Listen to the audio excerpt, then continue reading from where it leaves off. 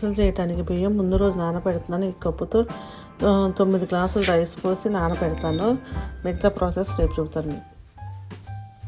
బియ్యాన్ని ఇలా ఆరబెట్టి దాన్ని ఇలా మిక్సీ గ్రైండ్ చేసి ఇప్పుడు జల్లెడ పట్టబోతున్నాను దాన్ని.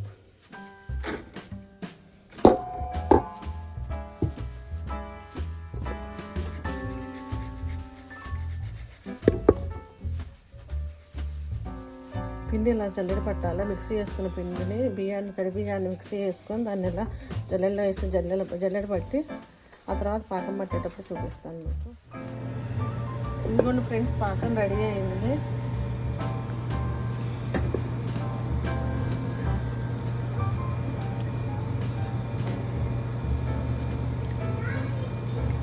పాకం రెడీ అయింది. ఇప్పుడు దీంట్లో నేను కొంచెం నువ్వులు, ఇలాచీ పౌడరు, నెయ్యి వేసి పిండేసి కలుపుతాను.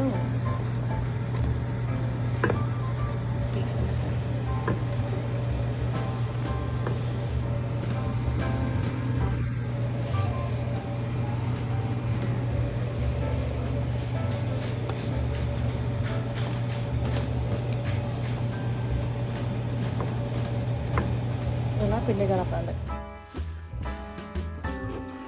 పాకంలో పిండేసి కలిపాను. దాన్ని బాగా కలపాలి. ఇంకా కొంచెం పట్టేటట్టు ఉంది, వేస్తాను. అలా వేసి కొంచెం ఆరిన తర్వాత అరిసెలు చేసేటప్పుడు మళ్ళీ చూపిస్తాను మీకు.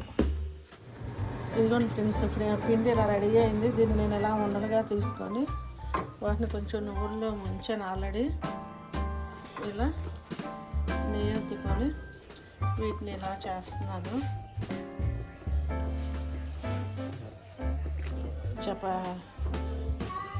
ఇలా చేసి దీన్ని ఆయిల్లో వేస్తాను. అది ఫోన్ పట్టుకోవాలి నువ్వు ఆయిల్లో.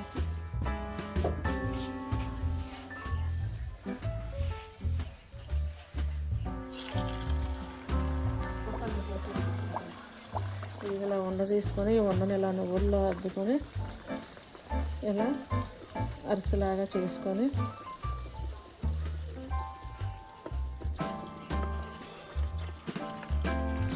ఇలా ఆయిల్లో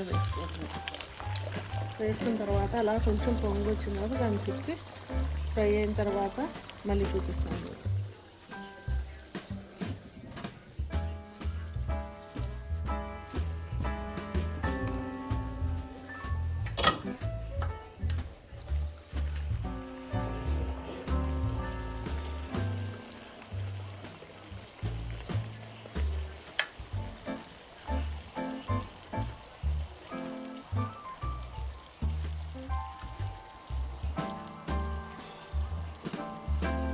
అది తిప్పది అవుతుంది.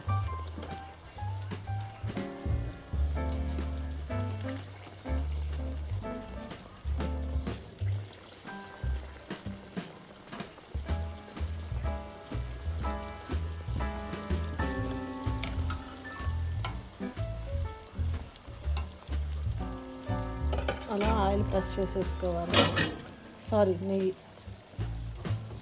నెయ్యి ప్రెస్ చేసుకోవాలి.